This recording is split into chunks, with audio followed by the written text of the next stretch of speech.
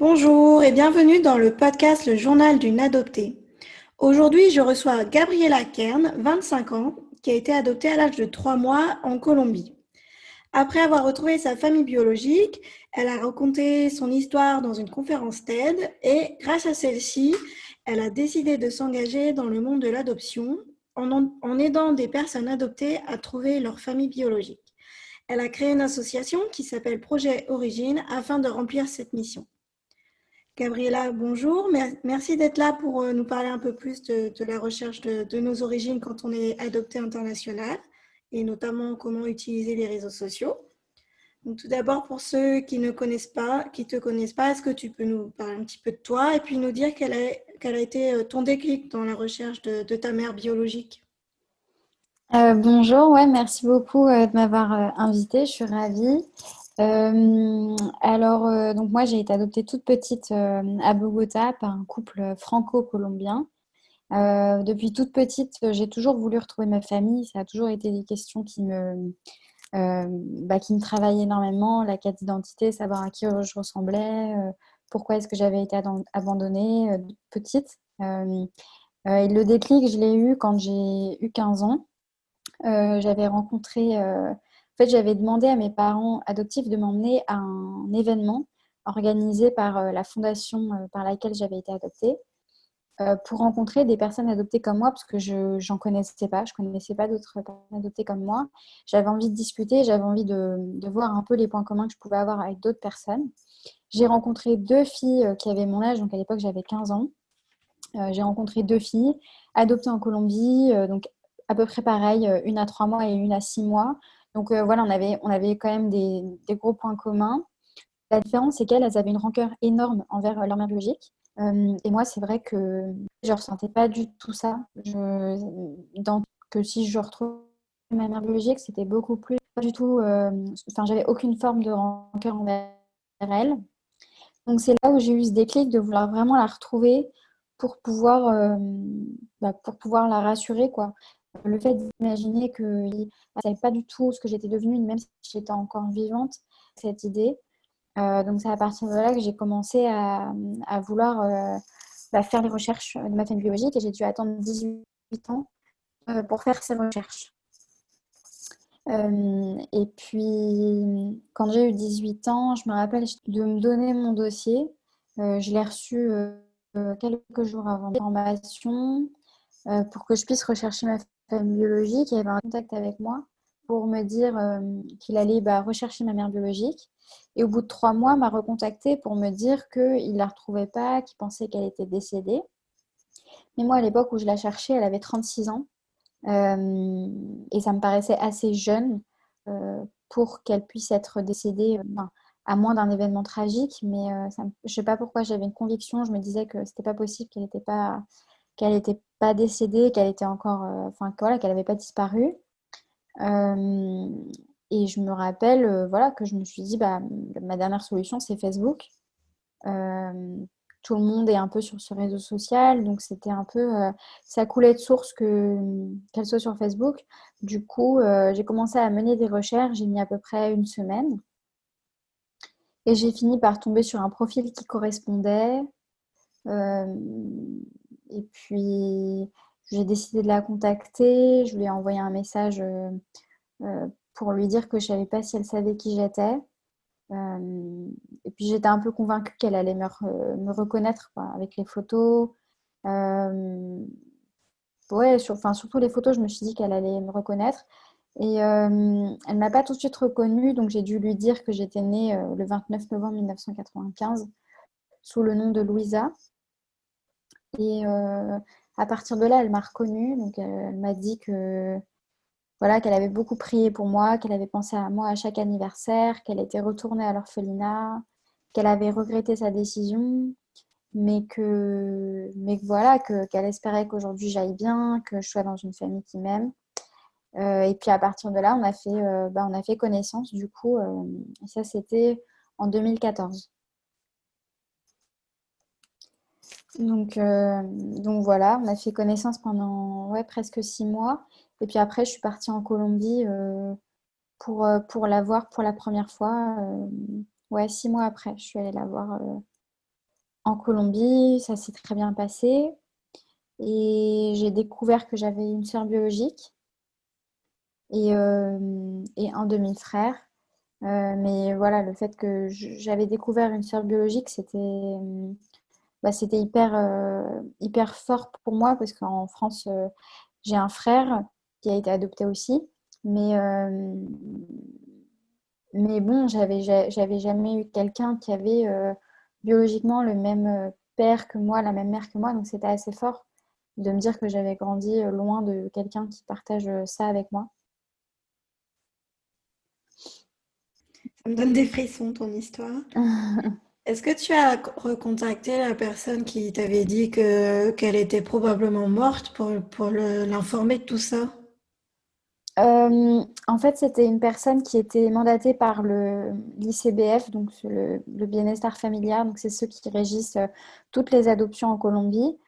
Donc, en fait, c'était une personne qui travaillait là-bas. Donc, j'avais pas vraiment ses coordonnées personnelles. C'était un mail général que j'avais reçu par rapport à mes recherches, quoi. Il m'avait écrit 3 mois après pour me dire, au vu de votre dossier, voilà, on a cherché, on n'a pas trouvé, on pense qu'elle a disparu ou qu'elle est décédée. À l'époque, j'avais renvoyé un mail pour dire que j'avais retrouvé cette personne, euh, que je les avais fait sur les réseaux sociaux, mais j'ai jamais eu de réponse de leur part, donc je sais pas vraiment si c'est parvenu à la personne qui me l'avait envoyé ou qui s'était occupée de mon dossier. Et c'est vrai que toi, du coup, tu as eu l'idée, je pense, et aussi dans les générations, d'utiliser les réseaux sociaux. Et d'après enfin, j'ai recueilli quelques témoignages d'adoptés qui avaient retrouvé leur mère biologique. Souvent, leur questionnement, quand ils sont prêts à partir à la recherche, c'est par où commence-t-on? Donc toi, qu'est-ce que tu leur recommanderais?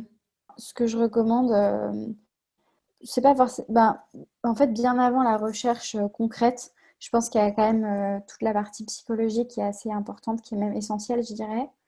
Toute la préparation pour la quête des origines, donc vraiment savoir pourquoi est-ce qu'on la retrouve, dans quel but, qu'est-ce qu'on attend de ça.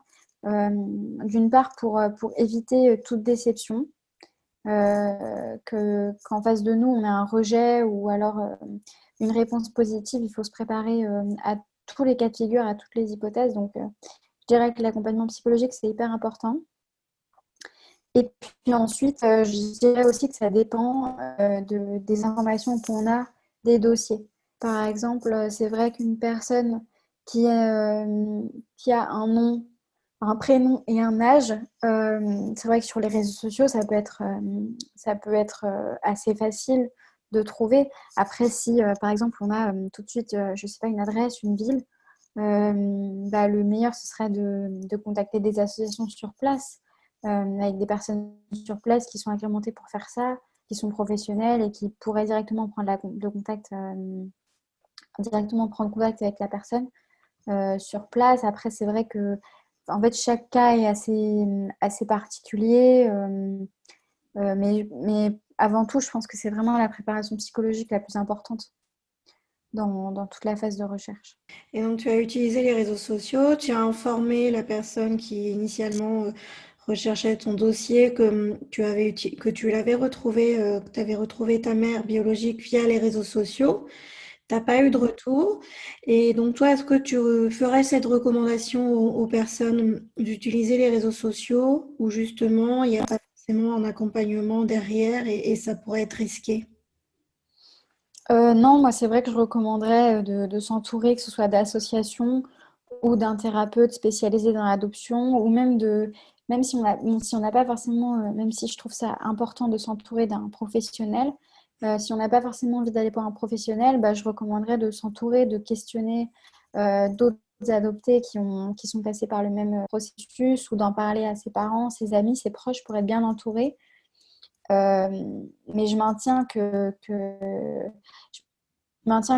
bonne préparation psychologique, c'est super important. Moi, même si je m'étais préparée suffisamment à cette recherche et à ces retrouvailles, quand je l'ai retrouvée quand j'avais 18 ans, je me suis dit, je me serais peut-être bien laissé 18 ans de plus.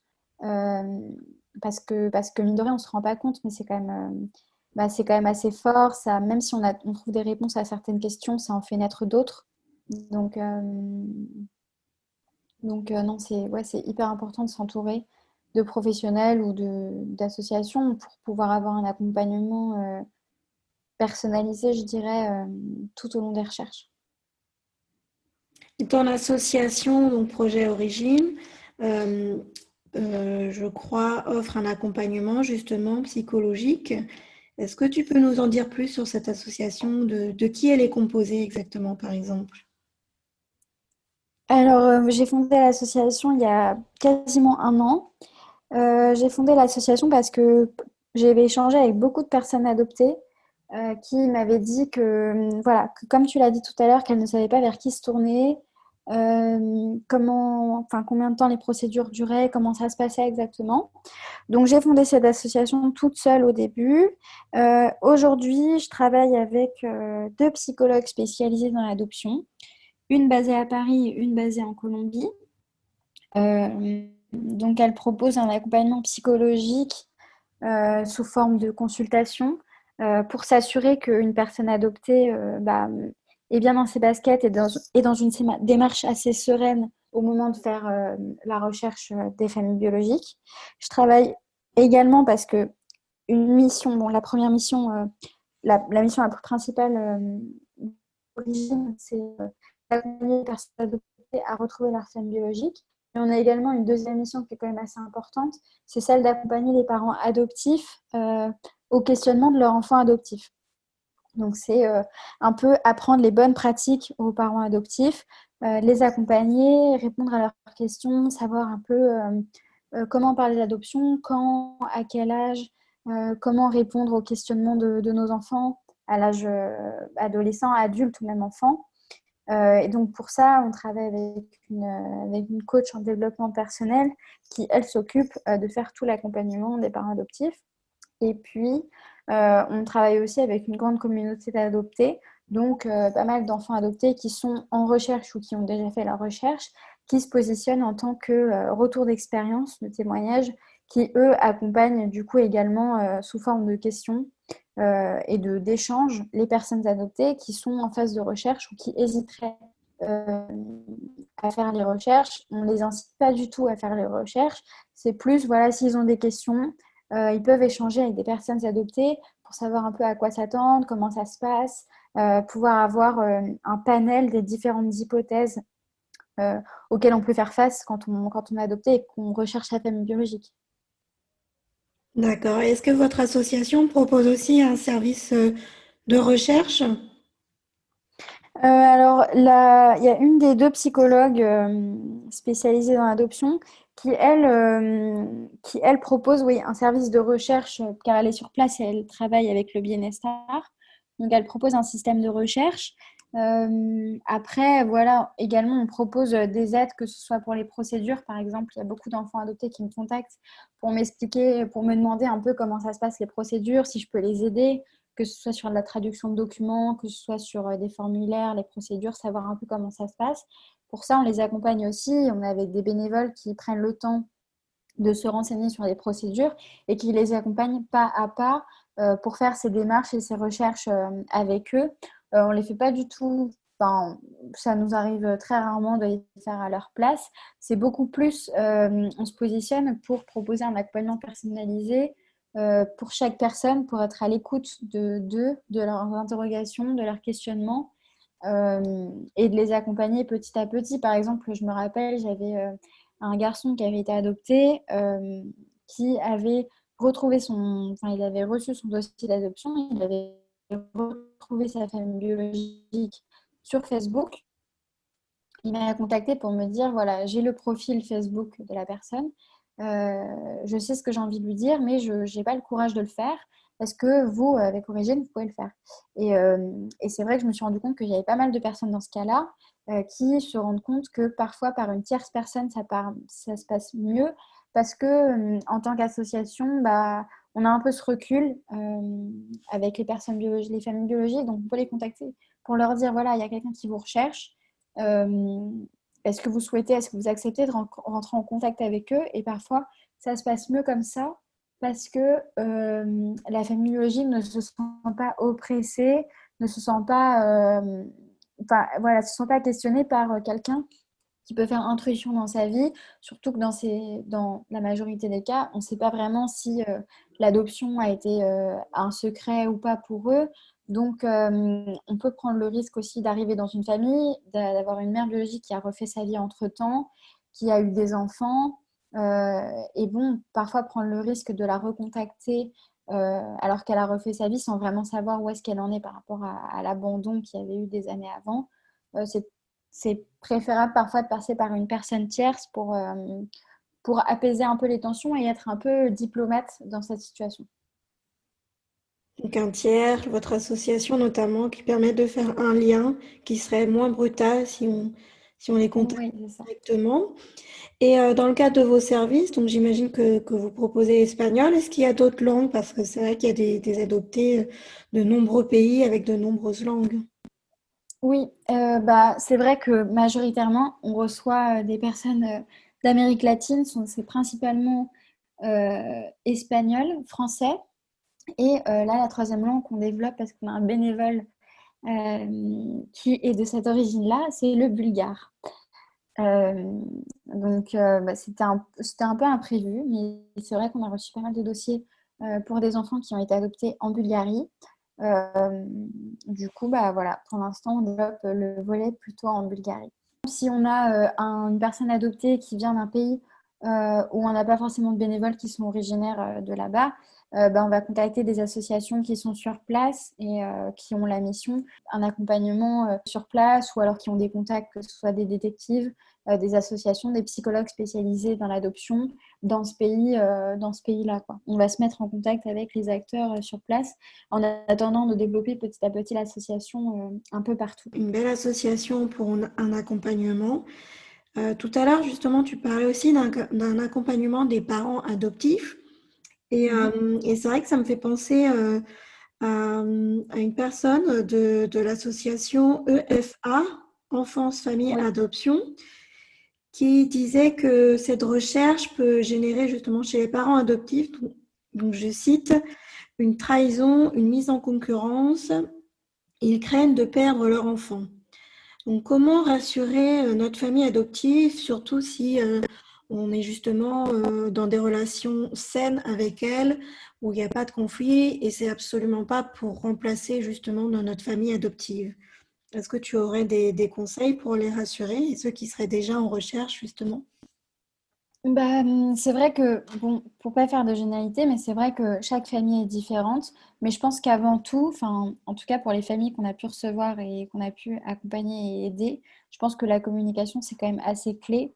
Si de base, les parents adoptifs ont expliqué à leurs enfants qu'ils étaient adoptés, que ça n'a pas été un secret, un sujet tabou ou pas quelque chose qui a été vécu comme un traumatisme, ça favorise déjà l'échange entre les parents adoptifs et les enfants adoptés. Ensuite, deuxièmement, je pense qu'au moment où l'enfant adopté décide de faire des recherches, je pense qu'il est primordial pour l'enfant, au moment où il sera prêt, enfin, enfant ou adulte, peu importe l'âge auquel il entreprend les recherches, mais je pense que c'est primordial pour la personne adoptée de parler et d'échanger sur ça à un moment avec ses parents adoptifs pour leur expliquer un peu la démarche qu'il entreprend et surtout ses motivations. Euh, il ne s'agit pas forcément de ne pas avoir de jardin secret par rapport à son processus de recherche, mais plus d'expliquer à ses parents adoptifs, voilà, vous êtes ceux qui m'ont éduqué, vous êtes ceux qui m'avaient aimé depuis le début. Euh, ben voilà, je souhaite retrouver ma famille biologique pour avoir des réponses, telles qu'elles soient. Ça peut être totalement varié. Ça peut être, je veux juste savoir pourquoi elle m'a abandonnée, je veux savoir à qui je ressemble, je veux connaître un peu plus ma culture de mon pays natal. Euh, il y a des raisons qui sont quand même très variées, même si elles sont souvent similaires. Je pense que la communication avec ses parents adoptifs est quand même assez primordiale.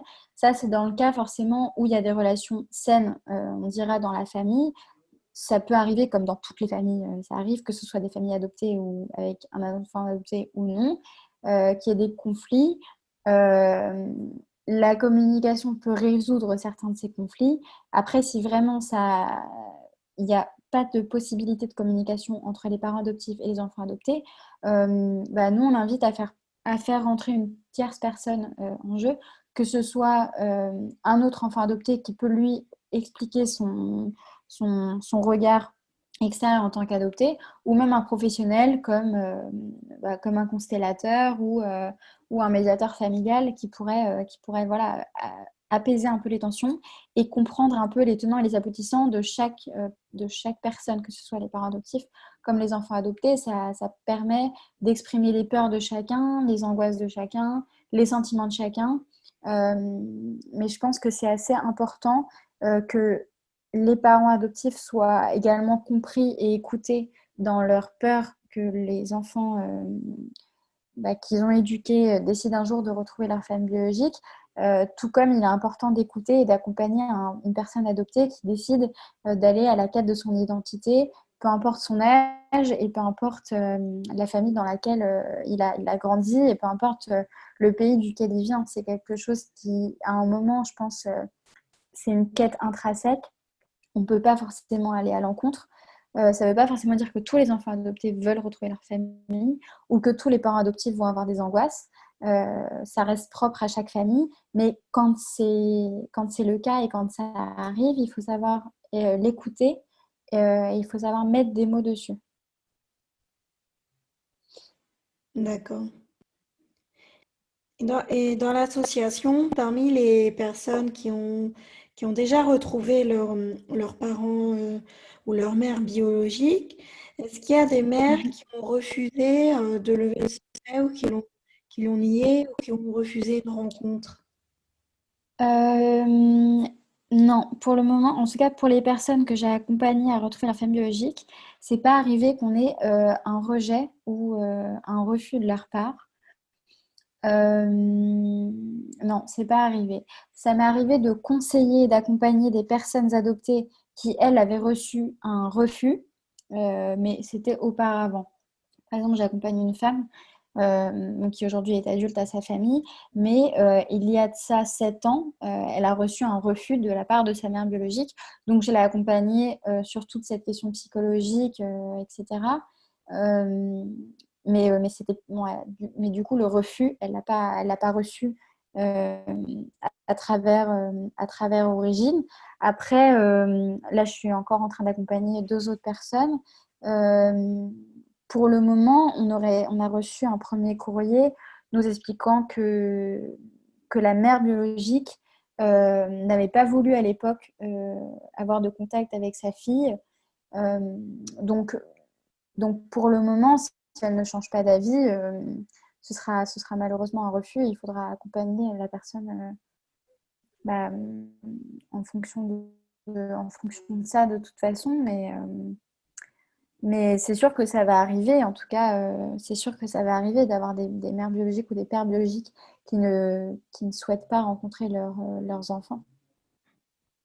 Il est vrai que dans les témoignages, on parle souvent de mères biologiques retrouvées et de frères et sœurs, mais rarement du père biologique. Mais qu'en est-il du père? Il est souvent absent. Est-ce que c'est culturel? Il ne fait jamais partie des papiers sur l'état civil? Alors, pas jamais, pas jamais. Il y a des dossiers où le père est bien mentionné, il a reconnu l'enfant. Après, c'est vrai que ouais, ça arrive dans une grande partie des cas que le père ne soit pas mentionné, soit parce que il peut s'agir d'un adultère, soit parce qu'il s'agit d'un couple assez jeune. On retrouve tout. Je perçois que c'est parce que voilà, il y a la filiation biologique, le lien maternel qui s'est créé pendant 9 mois avec sa mère biologique. Ça ne veut pas dire qu'aujourd'hui c'est fondé, c'est une vérité générale. Mais c'est en tout cas comme ça que c'est inscrit dans les mœurs. C'est comme ça qu'aujourd'hui, chaque enfant adopté va instinctivement se tourner vers des questionnements qui touchent à la mère biologique. Après, par exemple, j'ai l'exemple d'une jeune fille qui a retrouvé sa famille biologique, mais qui n'a eu des contacts qu'avec son père biologique, avec qui ça s'est très bien passé. À l'inverse de sa mère biologique, avec qui elle n'a pas eu de contact. Donc, c'est pas parce que le père n'est pas forcément présent à un moment T ou au moment de la naissance que la relation ne peut pas se construire des années après. Ok, donc ça arrive quand même que le père biologique soit mentionné, existe entre guillemets. Oui, totalement. Pour une personne qui souhaiterait vous contacter, est-ce qu'il y a des prérequis pour utiliser vos services? Aucun prérequis. Ça nous arrive d'accompagner, même si c'est plus délicat parce que la législation est un peu plus encadrée et un peu moins souple, les enfants nés sous X, mais ça nous arrive de les accompagner malgré tout, que ce soit dans les procédures et surtout dans l'accompagnement psychologique. Mais non, il n'y a pas du tout de prérequis. On a des personnes de tout âge. Ça va même, on fait de l'accompagnement d'enfants qui ont enfin de parents adoptifs qui ont des enfants qui ont entre 7 et 15 ans. Alors forcément, on ne pourra pas faire de recherche avec eux parce qu'ils sont très jeunes et qu'il faut attendre la majorité. Mais il n'y a pas du tout de prérequis. Et ça concerne autant les adoptés nés en France que les adoptés nés à l'étranger. Oui, tout à fait. Nous, on accompagne les personnes adoptées, donc qu'elles soient enfants nés sous X ou adoptées de manière plénière. Que vous soyez né en France ou à l'étranger, on tente de vous accompagner au mieux dans vos démarches, dans l'accompagnement psychologique ou tout simplement si vous avez des questions concernant l'adoption. Donc Donc que voilà, nous l'on on soit accompagne vraiment, il n'y a adopté pas vraiment de né en prérequis pour France ou contacter adopté l'association. né à l'étranger, Il suffit juste de on peut remplir le contacter formulaire de contact l'association. qu'il y a sur notre site internet. Euh, voilà. D'accord, du coup j'allais y venir. Où est-ce qu'on vous trouve sur Internet, sur Facebook, sur les réseaux Alors, sociaux? ouais, on est sur Instagram, sur Facebook, donc Projet Origine. Et sur Internet, notre site Internet, c'est www.projetorigine.com. D'accord, donc sur le site projetorigine.com, et il y a le formulaire de contact pour Voilà. être en lien avec l'association Projet Origine de Gabriela Kern. Merci Gabriela d'avoir répondu à mes questions quant à la recherche de ces origines qui n'est pas forcément très simple et où on voit bien qu'un accompagnement et une communication est nécessaire. Oui, merci beaucoup. Un grand merci pour votre écoute. J'espère que cet épisode vous aura plu. Si c'est le cas, surtout n'hésitez pas à y mettre la note de 5 étoiles. Ainsi, ça permettra à ce podcast d'être plus visible sur la plateforme et donc d'être plus accessible à tous et notamment à tous les adoptés. Merci encore et à bientôt.